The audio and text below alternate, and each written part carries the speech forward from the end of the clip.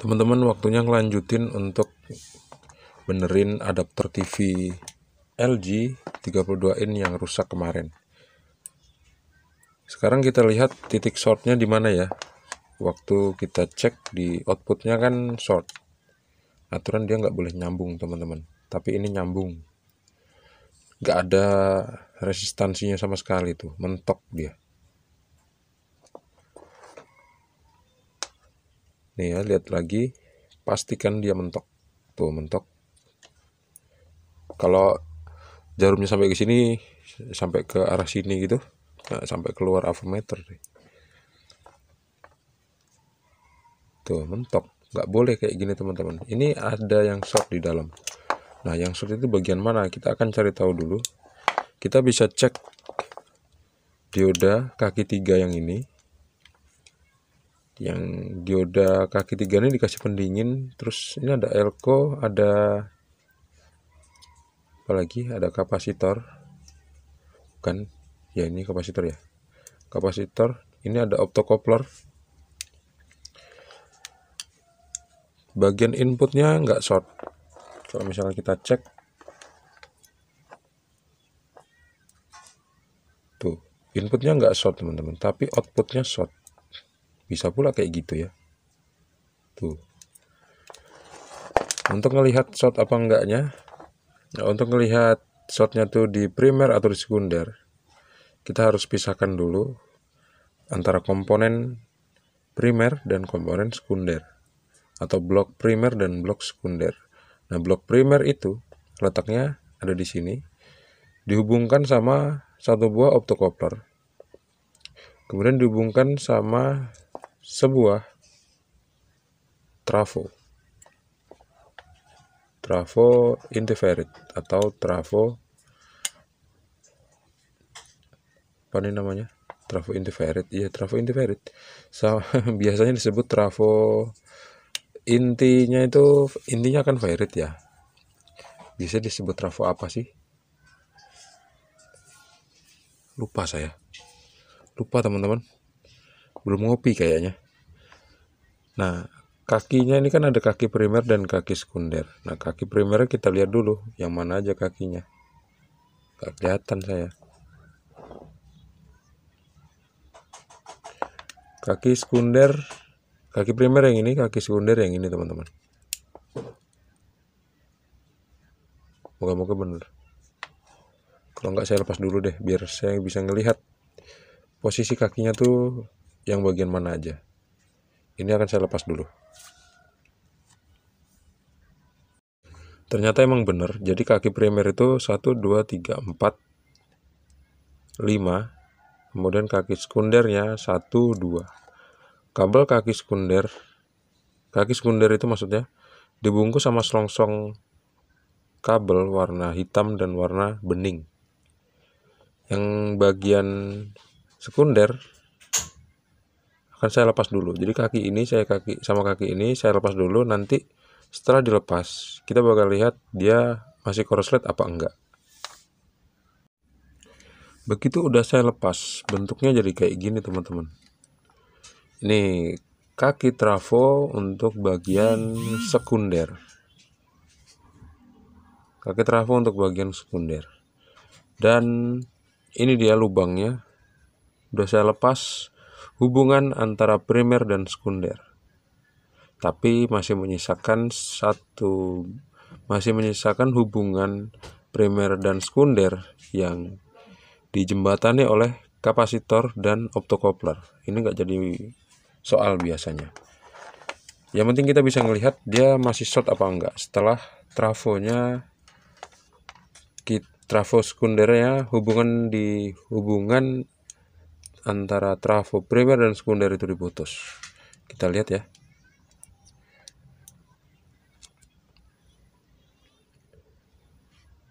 Ternyata dia udah nggak korslet lagi teman-teman setelah kaki trafonya dilepas. Tuh nggak korslet lagi. Kalau korslet dia kan bakal mentok ke kanan ya, dan nggak balik turun jarum avometernya. Tapi kalau ini kan enggak, dia mentok ke kanan kemudian dia turun. artinya dia nggak korslet. Coba kita balik. Tuh kayak gitu, nggak korslet lagi. Persoalan ternyata nggak terletak pada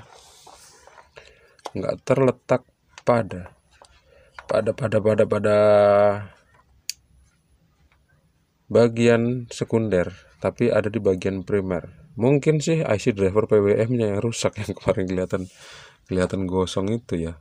Waduh, saya mau coba cari dulu deh. IC driver PWM-nya ini kalau misalnya kita lihat nilainya atau hurufnya yang tertulis di sini adalah 273 G47 atau 273 647. Nah, semacam itulah teman-teman. Nanti coba saya cek kira-kira bener apa enggak yang barusan saya eja. Sekarang coba saya cek ya. Ini deh MOSFET-nya. MOSFET-nya mau saya lepas dulu. Biasanya kalau short itu kadang-kadang penyebabnya adalah MOSFET juga. Terus ini ada komponen kaki 3 13NM60N 13NM60N. Yang mana ya yang mau saya lepas? Coba saya lepas ini deh. Ini MOSFET-nya nih. Terus yang ini tadi apa? Saya ini bilang MOSFET tadi. Yang ini apa? Yang ini nggak tahu, saya nggak ada tulisannya. 18NM ini 18NM60 ini masih ada dijual di toko-toko teman-teman. Jadi ini aja deh yang mau saya lepas dan saya cek sebetulnya dia masih dalam keadaan baik atau enggak. Untuk catatan aja, menghindari hal-hal yang tidak diinginkan waktu kita ngelepas komponen yang di dekatnya ada komponen SMD di MOSFET bertipe NM601N 13NM60N maksudnya. Itu di tengah-tengah MOSFET-nya ada di solder satu buah resistor berukuran 1002 SMD atau berukuran 10K. Jadi kalau misalnya kita ngelepas kedua kaki ternyata resistornya lepas, nanti kita ganti nilainya yang sama ya, 10K. 18NM60N. Kalau misalnya kita lihat fisiknya, MOSFET ini udah habis kayak kena gosong gitu teman-teman. Ada bias-bias warna-warna pelangi kayak gitu. Dan ini nggak bisa dicek pakai avometer. Bisa sih sebetulnya. Cuman maksudnya akurasinya tuh kita nggak bisa menentukan. Kalau mau kita cek bisa kok. Nih, ngeceknya kayak gini. Tuh, iya. Artinya masih bagus. Kenapa masih bagus? Karena dia nggak short. Kalau short itu semuanya nanti kayak gini. Mentok. Tapi sama kaki yang lain nggak mentok. Biasanya masih dalam keadaan bagus sih kondisi kayak gini. Dan untuk ngelihat setelah MOSFET-nya dilepas masih korslet apa enggak, kita pasang lagi kaki sekunder di trafo tadi. Kemudian kita cek outputnya kira-kira short lagi apa enggak teman-teman. Ternyata short juga, berarti penyebab kerusakannya bukan pada MOSFET yang barusan kita lepas, 18NM60. Begitu saya telusuri di sini, ternyata saya nemuin ada sebuah resistor yang pecah. Itu dia. Ada kelihatan gosong kan? Nah, itu dia. Resistornya pecah tapi hitamnya di bagian sini. Kok bisa kayak gitu? Kita akan buktikan deh ya. Kita lepas resistornya masih korslet apa enggak.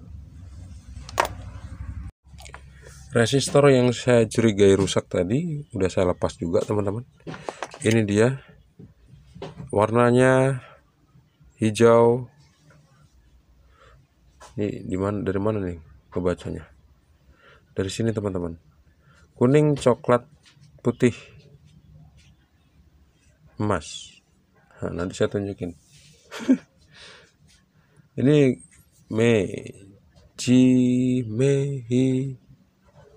hichomejiku 4, kemudian hicho 40, 40, 4 ohm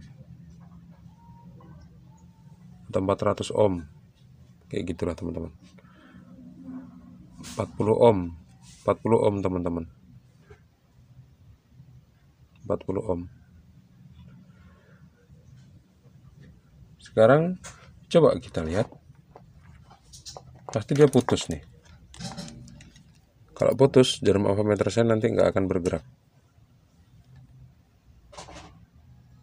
Tuh kan, putus dia. Untuk ukuran resistor sekecil ini, biasanya avometer tuh akan langsung bergerak ke kanan, hampir mentok. Tapi ini enggak sama sekali. Resistornya putus dan ini harus diganti. Yang resistor ini harus diganti dan MOSFET ini kayaknya nggak perlu diganti. Tapi kita akan mencari tahu setelah kita ganti resistor. Tapi sebelum kita mengganti resistor juga kita harus pastikan setelah kita lepas resistornya masih korslet apa enggak. Ternyata masih korslet teman-teman. Tuh, mentok ya. Kita lihat lagi, kita balik.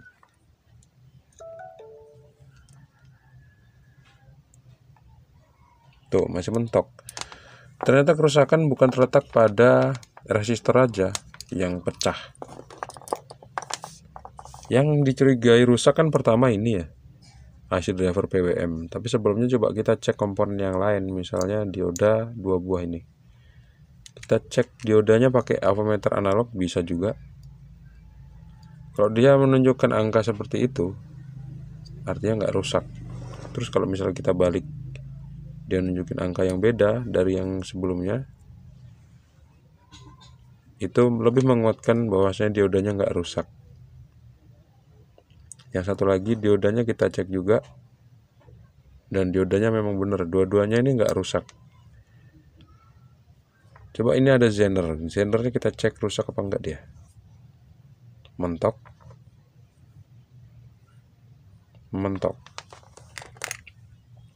Bisa jadi Zenernya rusak. Untuk lebih memastikan, coba kita pakai avometer digital aja. Karena avometer digital ada menu untuk ngecek dioda secara spesifik. Ini dia lambangnya. Kita pindahkan switchnya ke sini. Kita lihat.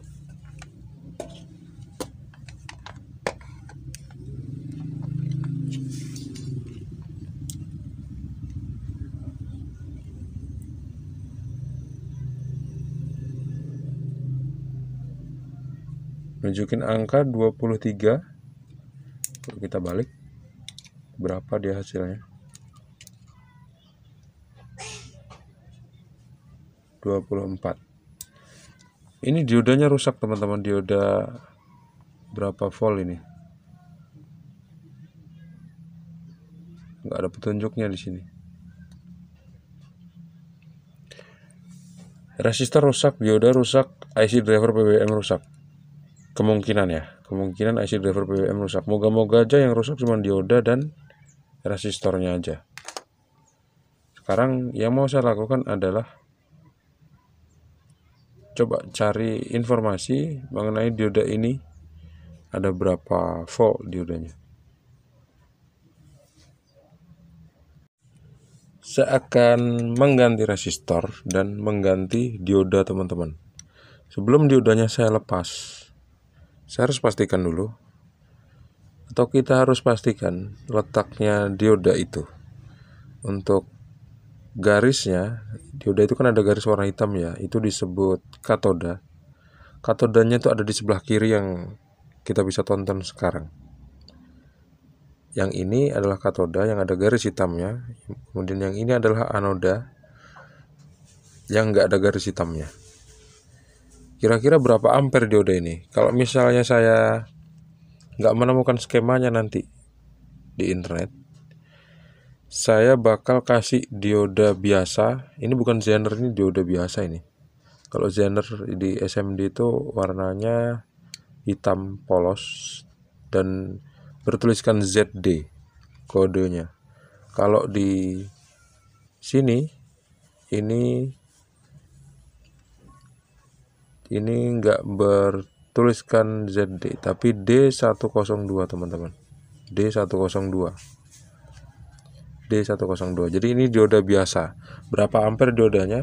Kalau misalnya kita lihat dari outputnya yang 1 ampere, artinya diodanya tuh nggak jauh-jauh antara 1 sampai 2 ampere.